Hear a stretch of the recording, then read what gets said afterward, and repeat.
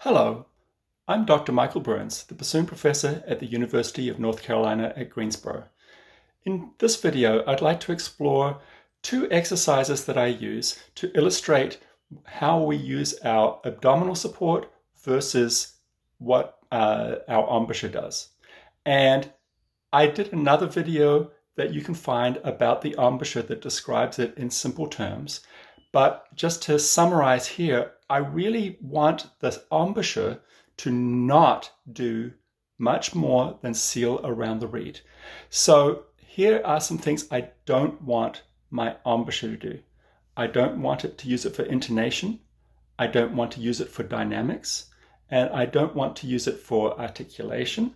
And I don't want to really use it primarily for tone, although it is used a little bit in that last one. But a lot of people actually try to control their dynamics in particular and their range of different notes with how they use the embouchure, and I advocate not doing that. So if I'm not going to use the embouchure to do some things, then we need to actually move some of them to a different place. So I have an exercise to check how much I'm doing with the embouchure versus how much I'm doing with the air. So the first exercise we're going to explore is one that is just called playing on the wrap of the reed. Now, a bassoon reed typically at the end has some form of what is called wrapping. Technically in this exercise, I'm not actually going to be playing back there, but it's close enough to say, really, the part that we play on is really this scraped part here, and our lips are most often going to be here, although you can move them around a little bit while playing the bassoon, and that's another topic for another day. But if we have our lips in more or less the normal position and just squeeze gently, we can close the tip of the bassoon reed entirely. But if I move back to over the first wire, no matter how much I squeeze, it shouldn't change. So that's in this position. If I squeeze here, it's not changing. The first one, I was squeezing about here, and that will close. Now, if I put this on the bassoon,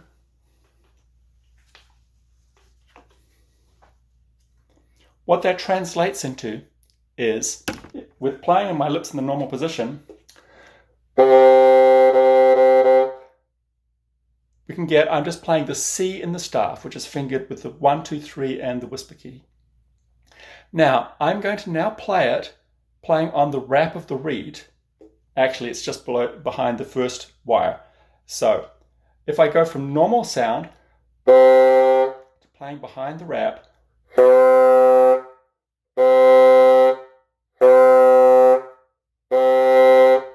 the pitch shouldn't change. There's a little bit of a change of sound and some other qualities. It's a little bit more raw. It's not as refined when you're playing with your lips out of the normal position. But what happens for some people is that if they are really relying on pitch coming from these little muscles here instead of the big muscles of the abdomen, then they'll do this when I ask them to try this experiment.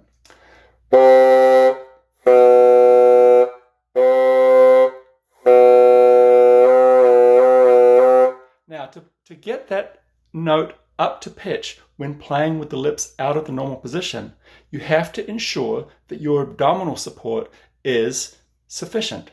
And if it is not, you'll actually get a true half step low. Your finger is C, and a C flat, also known as a B natural, will come out of the bassoon. So this is a great test of how much is happening here and how much is happening down here.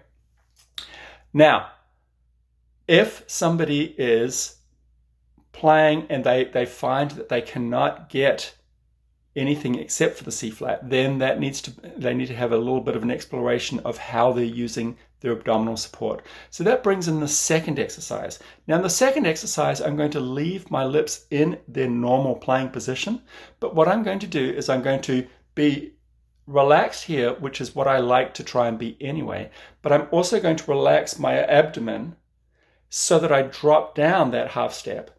Then I'm going to try by raising the amount of air, blowing harder, if you will, but not tightening the embouchure. I'll bring the note back up to pitch. I sometimes call this one the dying cow because the sound it can make when I'm playing the C flat, especially when I release the notes, can sound like a poor sick cow going moo. So I'll start out in the normal position.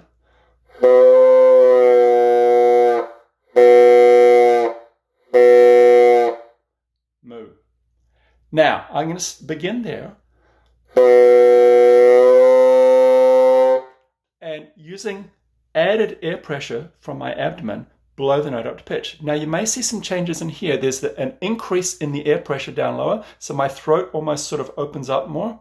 You may even see a slight change in my lips, but that's more to accommodate the pressure of the air behind them as opposed to actually crushing in on the lips. Let me do that one more time.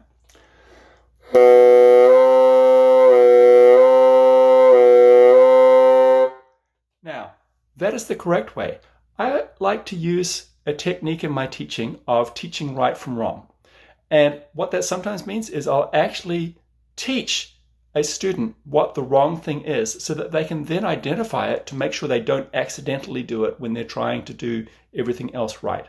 So let me now start down on that C flat, and I'm going to use my lips to bring the note up to pitch, which I think of as the wrong way. And what you'll hear is I can bring it up to pitch, but because that's not the way I normally play, it will actually be quite wobbly and tense.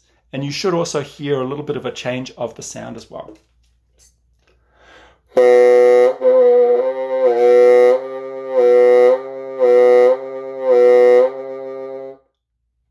I was so bad at it the first time that I spoiled the note altogether. Now let me do the correct way.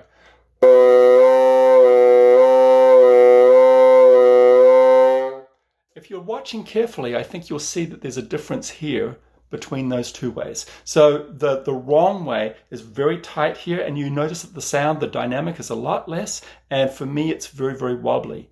Now, if somebody plays in that manner, they are going to become very tired in their embouchure very quickly. They might not last through a 45-minute or an hour rehearsal because they are using these little muscles so extensively. But if you're using the big muscles of the abdomen, those are part of our core. Those are part of what holds us up during the day, and they can handle that load a lot more readily. So these two exercises then are I call playing on the wrap of the reed. Really, it's over the first wire, and that determines which place is making the control. Then the second exercise, the dying cow, helps to make sure, first of all, that we can relax down to pitch. Some people have difficulty getting it to be a half step flat because they can't let go enough and relax enough with the embouchure, so that's a problem that sometimes arises.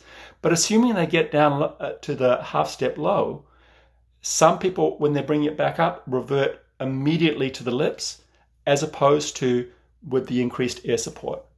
I hope that these exercises help you as you're trying to work on your bassoon embouchure and your air support. Thanks. Bye-bye.